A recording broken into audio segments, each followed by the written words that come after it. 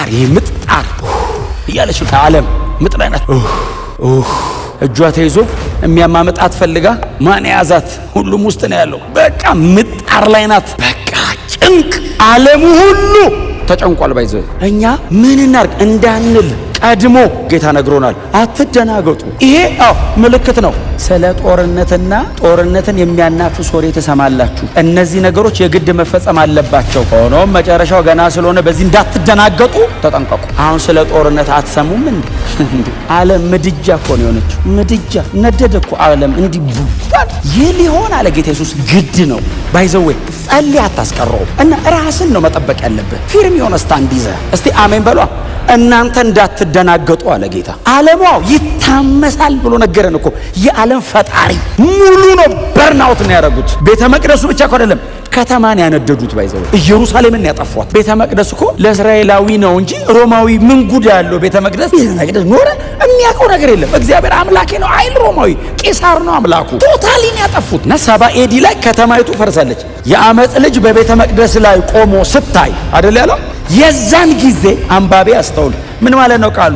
ዓለሙ ሁሉ በክፉ ተይዟል። ቤተ ክርስቲያን ተስፋ ኢየሱስ ነው። የአማኞች ተስፋ የጌታ ዳግም መመለስ ብቻ ነው። ሌላ ተስፋ የለንም። አንፈልግ።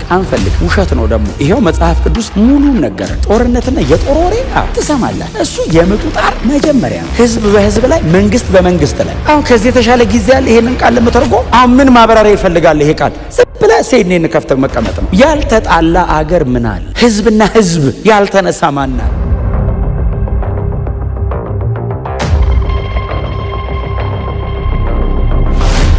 ወደ ማቴዎስ ወንጌል ምዕራፍ 24 ቁጥር 14 በጌታ በኢየሱስ ክርስቶስ ስም አነበዋለሁ። የጌታ ቃል እንደዚህ ይላል። ለህዝብ ሁሉ ምስክር እንዲሆን ይህ የመንግስት ወንጌል በዓለም ሁሉ ይሰበካል፣ ከዚያም መጨረሻው ይመጣል። የመምጣት ምልክት እንዴት ነው? የዘመኑስ መጨረሻ ምን አይነት ነው? ልትመጣ ስትል እንዴት ነው መምጣት የሚከናወነው? ደግሞ ስለ ዘመን መጨረሻ ነው እያወራ ያለው።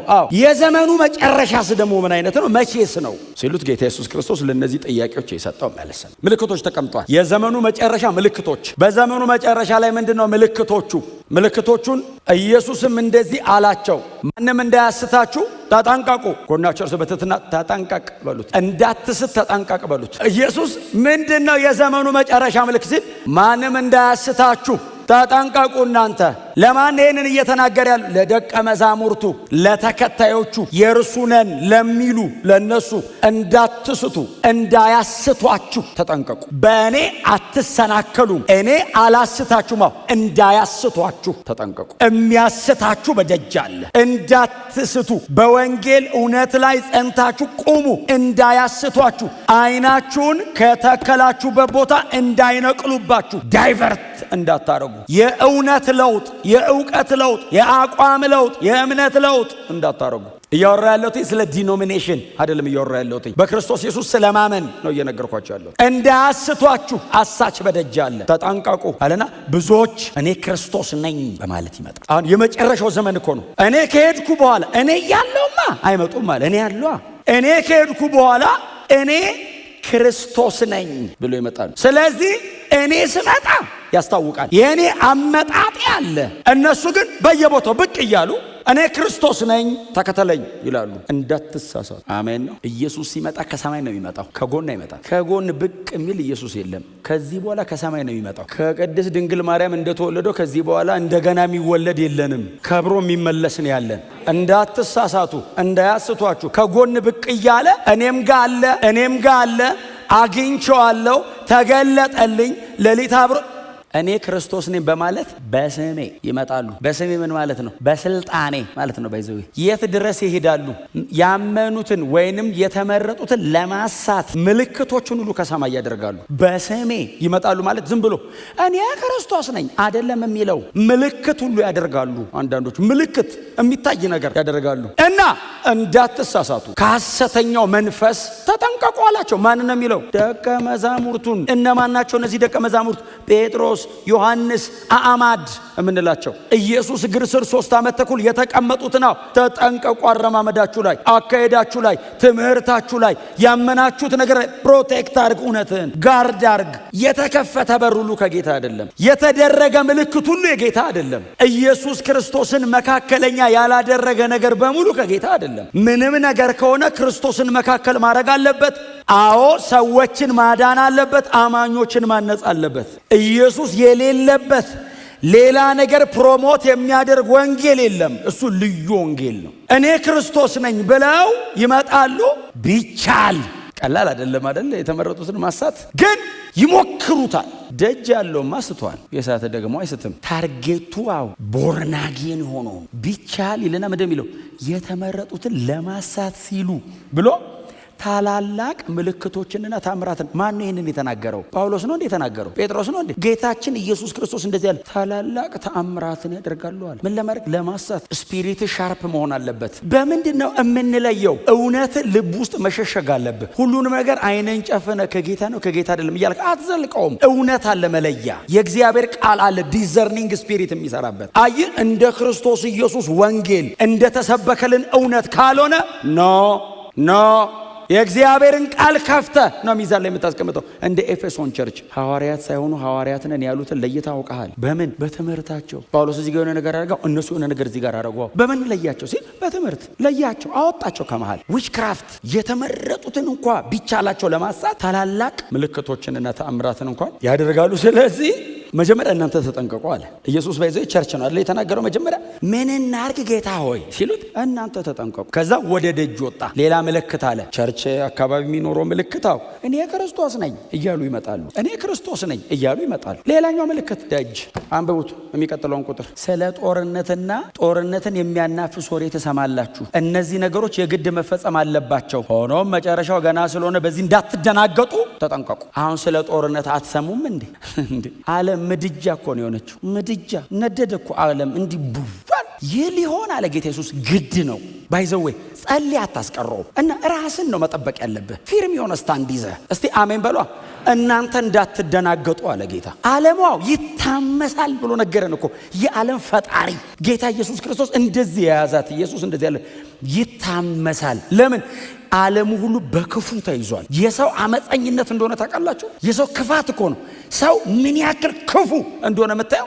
መመገቢያ አይሰራም፣ ማጥፊያ ይሰራል። ዓለምን 3 የሚያጠፋ ሰርቻለሁ ይላል ሊያስፈራራ። ጌታ ኢየሱስ ክርስቶስ የዛሬ 2000 ዓመት ነው የነገረን። ጦርነትና ስለ ጦርነት ወሬያው ይናፈሳል። አሁን እናንተ ሻይ ልጠጡ ስትቀመጡ ምንድን ነው የምታወሩት? እንትን የምትባለው ሀገር እንትን እንደበደበች እና እንጸልያ ምን እንዲሆን በቃ እግዚአብሔር እንዲያስረው ደስ ይለናል ቢያስረው። ጌታ ግን እንደዚህ ያለ የግድ ነው። አገራው እንዲህ ነው የሚተራመሰው። እናንተ እንዳትደናገጡ። ይሄ የምጡ ጣር መጀመሪያ ነው። በቃ ጀምሯል ማለት ነው። ምጡ ጣር ላይ ናት ዓለም። ልትገላገል ነው። ሹልክ ነው የምንለው። የምንገላገለው ወደ ሰማይ ነው። ጣር የምጥ ጣር እያለች ነው ዓለም። ምጥ ላይ ናት። እጇ ተይዞ የሚያማምጣት ፈልጋ ማን ያዛት? ሁሉም ውስጥ ነው ያለው። በቃ ምጥ ጣር ላይ ናት። በቃ ጭንቅ ዓለሙ ሁሉ ተጨንቋል። ባይዘው እኛ ምን እናርግ እንዳንል ቀድሞ ጌታ ነግሮናል። አትደናገጡ። ይሄ ምልክት ነው። ጌታዊ ነገሩ ግን እንዴት ነው የሚሆነው ሲላቸው ባይዘው በዛ ዘመን የተፈጸመ አለ፣ በዚህ ዘመን ደግሞ የሚፈጸማል። በእነሱ ጌታ ኢየሱስ ክርስቶስ ይህንን ሲነገር 33 ዓመተ ምህረት ገደማ ነው። ከ40 ዓመት በኋላ 70 ኤዲ ላይ ኢየሩሳሌም ፈርሳለች። ቤተ መቅደሱ ፈርሷል፣ ተቃጥሏል። ኢቭን መልሰው መገንባት ፈልገው መሰረቱ የት ጋር እንዳለ እንኳን እስኪጠፋ ድረስ ነው በዚህ ሮማውያን ያጠፉት። ቶታሊ ነው ባይዘው ያጠፉት። ጌታ ኢየሱስ ክርስቶስ መፍረሱ አይቀርም ሲል ባይዘው ናድ ያደለም ያደረጉት፣ ቶታሊ ያጠፉት ከቦታው ላይ ባይዘው። ወርቅ ነቅለው እንዳልወሰዱ ታውቃላችሁ። በእሳቱ ምክንያት ቀልጦ ነው የጠፋው ወርቁ። ራሱ ወደ ውስጥ አቅልጠውታል ወርቁ። እሳቱ ማለት ነው ሙሉ ነው በርናውት ነው ያደረጉት። ቤተ መቅደሱ ብቻ እኮ አይደለም ከተማን ያነደዱት ባይዘው። ኢየሩሳሌምን ያጠፏት። ቤተ መቅደስ እኮ ለእስራኤላዊ ነው እንጂ ሮማዊ ምን ጉድ ያለው ቤተ መቅደስ ኖረ የሚያውቀው ነገር የለም። እግዚአብሔር አምላኬ ነው አይል ሮማዊ፣ ቄሳር ነው አምላኩ። ቶታሊ ነው ያጠፉት። እና 70 ኤዲ ላይ ከተማይቱ ፈርሳለች። የአመፅ ልጅ በቤተ መቅደስ ላይ ቆሞ ስታይ አይደል ያለው።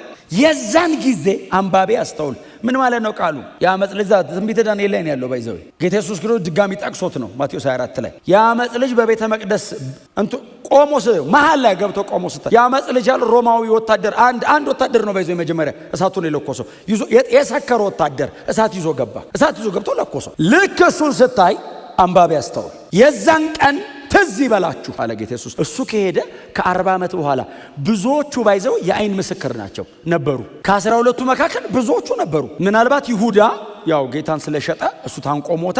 ከዛ ያዕቆብ እዛ ሐዋርያት ሥራ 12 ላይ ተገደለ። ከዛ ውጭ ግን ብዙዎቹ ነበሩ፣ አይተዋል። ዮሐንስ የሞተው ራሱ በ90 ምናምን ኤዲን የጻፈው ራሱ የሞተው በ100 ዓመቱ ነው። በደንብ የአይን ምስክር ናቸው። ኢየሱስ የተናገራትን ቃል አይተዋል። የዛን ጊዜ ተጠንቀቁ አለ። በቃ ዋችፉል፣ አይናችሁ ንቅት፣ ኮንሽስ ጠብቁ። ክብር ለኢየሱስ ይሁን። ዓለም ሁሉ በክፉ ተይዟል። ቤተ ክርስቲያን ተስፋ ኢየሱስ ነው። የአማኞች ተስፋ የጌታ ዳግም መመለስ ብቻ ነው። ሌላ ተስፋ የለንም። አንፈልግም። ውሸት ነው ደግሞ። ይሄው መጽሐፍ ቅዱስ ሙሉን ነገረን። ጦርነትና የጦር ወሬ ትሰማላችሁ። እሱ የምጡ ጣር መጀመሪያ ነው። ህዝብ በህዝብ ላይ፣ መንግስት በመንግስት ላይ። አሁን ከዚህ የተሻለ ጊዜ ያለ ይሄንን ቃል ለመተርጎም አሁን ምን ማብራሪያ ይፈልጋል? ይሄ ቃል ብለህ ሴድኔን ከፍተህ መቀመጥ ነው። ያልተጣላ አገር ምን አለ? ህዝብና ህዝብ ያልተነሳ ማን አለ? ከዛ ቀጥሎ ከ9 እስከ 14 በዚያን ጊዜ መቼ ይህ ሁሉ ነገር ሲከናወን እንዳትደናገጡ፣ እንዳትፈሩ፣ ዋችፉል ሁኑ። ፕሬየር ህይወታችሁ ላይ ቅዱስ ቃሉን አጥብቆ መያዝ። 3 ዓመት ተኩል ሙሉ ከኔ የሰማችሁትን ነገር አጥብቃችሁ ያዙ። አትደናገጡ። መደናገጥ መፍትሄ አይደለም። ከዛ ቁጥር 9 በዚያን ጊዜ ለመከራ አሳልፈው ይሰጧችኋል፣ ከዛስ ይገድሏችኋል። ከዛ በስሜ ምክንያት በህዝብ ሁሉ ዘንድ የተጠላችሁ ትሆናላችሁ። ይሄ ሲቃይና መከራ ይመጣል። እናንተ ግን እንዳትደናገጡ።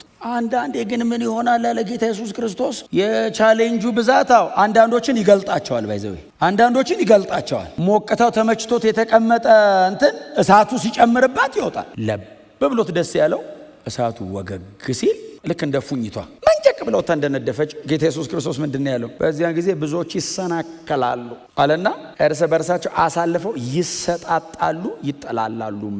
አንዱን አሳልፎ ይሰጣል። ቻሌንጁ ሲመጣ በጣም ፊልተር ያደርገዋል። አንዱ ወንድሙን አሳልፎ ይሰጣል፣ ይማግደዋል፣ ዓለም ላይ ማርኬት ላይ ያወጣዋል፣ አሳልፎ ይሰጠዋል፣ ይጠላላሉ።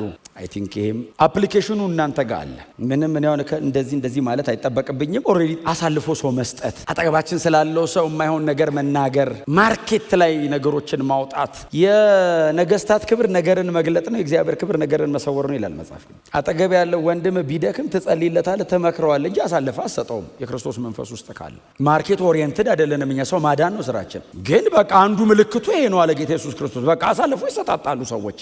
ከዛስ ይጠላላሉ። እንደውም አለ ይጠላላሉ። በጌታ የሆነ ጎን ለጎን ነው ይጠላላል፣ አሳልፎ ይሰጣል። ስለዚህ አጠገባቸው ያለው ሰው ድካም ካለበት ለራሱ ነገሩት። ለሶስተኛ ሰው መንገር ኃጢአት ነው። ሰምታችሁኛል? አሳልፎ መስጠት ይዩት፣ ምልክት ነው ጌታ ኢየሱስ ክርስቶስ ያለው። ጎናቸው ያለው ሰው በጣም ነው የምወድህ፣ አሳልፌ አልሰጥህም በሉት። ወንጌል ነው ነገሩት። አሳልፌ አልሰጥህም። አየህ፣ ይሄ ነው እውነተኛ ቤተሰብ። ይሄ ነው ደጅ ያለው ቤተሰብ አይደለም። ዓለም መቼም ቤተሰቤ ልትሆን አትችልም። ሰይጣን መቼም ፋሚሊ ሊሆን አይችልም። መቼም ቢሆን ሊገል ነው ፕሮግራም የሚያደርግብህ። ያስተካከለልህ ያማረ ያሰመረልህ ቢመስልህ እያመቻቸ ያለ ወደ ቄራ ነው የሚወስድ ለማረድ። የፈለገ ቢደክም የፈለገ ብታበላሽ እህትና ወንድም ነው የሚሻሉ። ቤት ውስጥ እኔ ያደኩበት ቤት እናትና አባቴ ጋር እህትና ወንድሜ በጣም ባስቸግራቸው ከዛሬ ጀምሮ አላዋራም ሊለኝ ይችላል። የሆነ መከራ ቢደርስብኝ ሮጦ ዋጋ የሚከፍለው እሱ። ምንም አይነት ሜዥር ላይ የሚወስድብኝ እኔን ገንዘብ ለማድረግና ለማዳን ለማሳደግና ለማብሰል እንጂ ሊገለኝ ፕሮግራም አያረግም። ወንድሜ ከሆነ እህቴ ከሆነች እንደሱ አታረግም። ይሄኛው ቤተሰብ ደግሞ ከዛም ይበልጣል። በክርስቶስ ደም የታሰረ ቤተሰብ ነው። ሊያቆስልህ ይችላል አጠገብ ያለው ወንድምህ፣ ግን ስቲል ወንድም ነው። ደም ልታስወጣሽ ትችላለች እህትሽ፣ ግን ስቲል እህትሽ ናት። እና እህትነቷን ከዛሬ ጀምሮ ሰርዣለሁ ብትሄደሽ ፍርድ ቤት ደሙን ትቆርጫዋለሽ እንዴ? እህቴ አይደለችም። በፍርድ ቤት ተለያይተናል። ከአንድ እናትና አባት መወለድን እሱ ልትክደው አትችልም። የሆነ ቦታ ላይ የፍርድ ቤቱን እንትን ሁሉ ይጠፋብሃል። እህቴን ናፈቀችኝ ትላለህ። አልፈልገውም ያልከው ወንድም ሚሳረኪዋለሁ ናፍቆኛል ጎናቸው አሳልፌ አልሰጥህም በሉት። ልጅ ሆኖ የሚያበላሽ ይኖራል። መክሮ ማስተካከል ነው። እስቲ አሜን በሏ። እንጂ ወደ ደጅ መሄድ ወደ ሆነ ቦታ አሳልፎ መስጠት አሳልፈ ስስት የተቀበለ ሰው የባይዘው ባክፋየር የሚያደርገው ወደ አንተ ነው። ውሸቱን ነው። አይወድህማ፣ አይፈልግህም። አጠገብ ያለው ወንድም ግን ደክሞ አቅቶት አበላሽቶ ሊሆን ይችላል፣ እስቲል ግን ይወዳል። እውነቴን ነው የምነግራችሁ። ቤታችን ይሄ ነው። ወንድሞቻችን እህቶቻችን እዚህ ያለ ነው። ወደ ዓለም ተላልፋችሁ አትሂዱ በፍጹም። አንድ አባት አለን፣ አብ። ይሄ ሁሉ ፋሚሊ ከሱ ስር። ኢትስ ኤ ማተር ኦፍ ማቹሪቲ፣ የብስለት ጉዳይ። ክብር ለእግዚአብሔር ለአምላካችን ይሁን። 13 እና 14 እንደዚህ ይላል፣ እስከ መጨረሻ የሚጸና ግን እርሱ ይድናል። ይሄ ፍቅር ይቀዘቅዛል ምናምን ካለ በኋላ እስከ መጨረሻ የሚጸና እርሱ ይድናል። እስከ መጨረሻ የሚጸና እርሱ ይድናል ምን ማለት ነው? አሁን በ70 ዓመተ ምህረት አሁን መከራው ሲመጣ አሁን ሽሽታችሁ አሁን ይሄ እንትኑ ቀን የዛ የጥፋቱ ቀን ስትሸሹ በሰንበት ቀን እንዳይሆንባችሁ ጸልዩ። ለምን መሰላችሁ? በሰንበት እንዳይሆን ጸልዩ ማለት አይሁዳዊ በሕጉ በሰንበት ቀን ከ80 ኪሎ ሜትር በላይ መሄድ አይፈቀድለት እና በሰንበት ከሆነ ታውቃለህ፣ ደብረ ዘይት ሄደህ ትቆማል፣ ይደርሱባል። በጣም ከሮጥ ከሞጆ ድረስ ነው። ከዛ ሕጉ አይፈቅድም ብለህ ስትቆም እና በሰንበት እንዳይሆን ጸልዩ ሽሽታችሁ። ከዛ ወደ ተራራ የወጣ ደግሞ እንዳይመለስ ይጸልይ። አሁን ባይዘው ለነሱ ይገባቸዋል። ጌታ ኢየሱስ ክርስቶስ ደብረ ዘይት ተራራ ላይ ርቆ እንደዚህ ብሎ የሚናገረው ፊት ለፊቱ ፔላ ነው የሚባል ከተማ አለ። በጣም ተራራማ ከተማ ነው። በ70 ዓመተ ምህረት ሮማውያን ኢየሩሳሌምን ሊያጠፉ ሲመጡ ቅዱሳን ወደዛ ከተማ ሸሽተው ባይዘው አምልጠዋል። ከተማው ስትቀጠል አምልጠዋል። እነሱ ብዙ ሲሞት ባይዘው ብዙ ክርስቲያን አምልጠዋል። ያመለጠው በተራራ ላይ ያለ እንዳይመለስ፣ ቤቱ ሰገነት ላይ ያለ ደግሞ እንዳይወርድ ይጸልይ። በዛን ቀን ሴቶች ነፍሰ ጡር እንዳይሆኑ ይጸልዩ። እነዚህ ነገሮች በሙሉ ከሕጋቸው ከስርዓታቸው ቀድሞ በሙሴ በኩል ከተሰጠው ሕግ አንጻር የተነገሩ ትምህርቶች ናቸው። ምን ማለት ነው? ሬዲ ሁኑ ነው። በቃ ጌታ ኢየሱስ እየተናገረ ያለው ሬዲ ሁኑ፣ የተዘጋጀ እኔ የምመጣ ቀናው በጣም ብዙ ነገር ውስጥ ካለ አትሄድም፣ አንቆ ያስቆመሃል ነው። እና ለመሄድ ለመነጠቅ የተዘጋጀ ሁን። በክርስቶስ ኢየሱስ አምነሃል። በወንጌል እውነት ብርሃን ውስጥ ነው ያለው። እንግዲያው ጽና፣ በሱ ያዘው፣ እንዳትለቅ። እስከ መጨረሻ የሚጸና ነው የሚድነው። ምናልባት ደግሞ አንድ ቀን ወስናለሁ ምትል ድንገት ነው ጌታ የሚመጣው። እንደ ሌባ ቀጠሮ አይሰጥም። ዛሬ ሊመጣ ይችላል፣ ነገ ሊመጣ ይችላል። የሚመጣበትን ቀን ቢናገር በዚህ ዓመተ ምህረት በዚህ ቀን እመጣለሁ ቢል ባይሰው ሰው እስከ ዋዜማው ድረስ እንደፈለገ ኑሮ አለ ምህረቱ ብሎ የዋዜማው ቀን ጌታ ሆይ ብሎ ሱባኤ አውጆ ሳምንቷ ሙሉ ጾሞ ይሄዳል። ጌታስ እንደ ሌባ ነው የምመጣው አለ ድንገት። እና ሁሌ የተዘጋጀ እስቲ አሜን በሏ።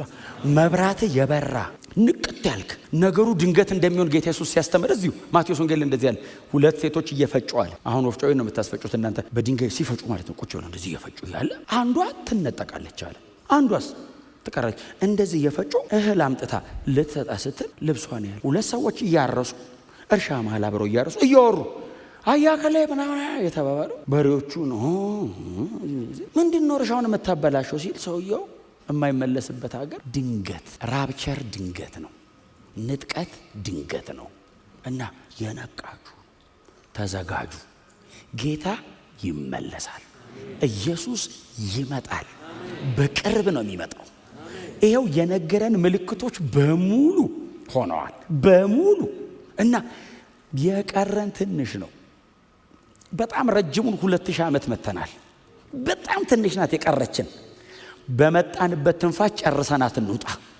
ሐዋርያት በጀመሩበት ስፒድ መሄድ አለብን። እኛ በቃ ወንጌል እየሰበክን ሰዎች እየዳኑ በእኛ ላይ እየተጨመሩ እነሱን እያጸናን እንጠብቀዋለን። ጌታችን ሲመጣ በጣም ብዙ ሕዝብ አብሮን ወደ ሰማይ ይሄዳል። እመጣለሁ ነው ትምህርቱ እኮ። እስክትመጣ እንዴት ይሆናል ነው ጥያቄው። እንደዚህ ይሆናል አለ። ያንተስ የመምጣት ምልክት ሲሉት ድንገት ነው የሚሆነው። የኔ ዓለሙ እንደዚህ ነው የሚሆነው። አዎ እናንተ እንደዚሁ ነው። አዎ እኔ ድንገት ነው የሚመጣው። ድንገት በዚህ ቀን አልልም፣ ድንገት ነው የሚመጣው። እና ሁሌ ዝግጁ ነው። ጠዋት ስትነሳ መሳሪያህን ወልውል፣ የእምነት ጋሻህን ወልውል፣ ጥሩርህን ወልውል፣ የራስ ቁርህን አስተካክል፣ ሬዲ ሁን፣ ሁልጊዜ የተዘጋጀውን። ለምን ድንገት ነው የሚመጣው። የመምጣቱ ምልክት የታለ አሉ ሁለተኛ ጴጥሮስ ላይ። አንዳንድ ዘባቾች አለ ጴጥሮስ ጥንት እንደነበረው ነው አሁንም እየሆነ ያለው፣ ምን አዲስ ነገር አለ ይላሉ። እነዚህ ዘባቾች ናቸው። ጌታ ድንገት እንደ ሌባ ይመጣባቸዋል። ኢየሱስ በቅርብ ይመጣ። በጣም ነው የምደሰተው። የሁሉ ሰው አሁን ጌታ ቢመጣ እንደዚህ ዘምረን ተያይዘን ነው እንጂ ይሄን አዳራሹንና እቺን የለበስናትን ትተን የማይበሰብሰውን ለብሰን በክብር ልንቀበለው በደመና እንነጠቃለን። እዚሁ ላይ ጌታ ኢየሱስ ክርስቶስ ያለው ምንድነው? ከአራቱም ነፋሳት የተመረጡትን የሰማይ መላእክት ይሰበስቧቸዋል። መላእክቶች በዚህ ተዘጋጅተዋል። አሁን መምጫው ስለሆነ በጣም ዝግጁ ናቸው። እያዩን ነው። አንድ የመለከቷ ስትነፋ ሰብሰብ አድርገውን እነሱም መሬት ለማንም አትመችም። በዚህ ከሰይጣን ጋር ማንም መኖር ደስ አይለው። ሰብሰብ አድርገውን ክብር ለኢየሱስ ይሁን። የመጨረሻ ምልክት ያላት ለሕዝብ ሁሉ ምስክር እንዲሆን ይህ የመንግስት ወንጌል በዓለም ሁሉ ይሰበካል። በዚያን ጊዜ መጨረሻው ይሆናል። አሁን ወንጌል እየተሰበከ ነው በዓለም ሁሉ። ሚዲያዎች ምንድነው እየሰሩ ያሉት? ዝም ብላችሁ እዩት። አሁን እኮ በእነ ጴጥሮስ ዘመን እነ ጴጥሮስ አሁን ያዩና አሁን በምንድን ነው የሚሰበከው ዓለም ሁሉ ይላሉ። ይኸው መጣ ዘመን። እዚህ አዲስ አበባ ቁጭ ብላ አንታርክቲካ ሰው ትደርሳለህ። በፍጹም እማትተዋወቅ እማትገናኘውን ሰው ይባይዘው ማግኘት ይችላል። ቋንቋን ብቻ ማስተካከል ነው ያለብህ። እግዚአብሔር ይስጣቸው ደግሞ አሁን ቴክኖሎጂ መጥቷል። ቋንቋን ቀይሮ በዓለም ሁሉ አሁን እኮ የወንጌል ብዛቱ መስበኪያው መንገድ ብዛቱ እንደ አበሻ በጣም ብዙ ወንጌል እኮ የተሰበከ ነው። አሁን የዳነው ነው እኮ ጥቂት እንጂ በጣም ወንጌል እኮ የተሰበከ እኮ ነው።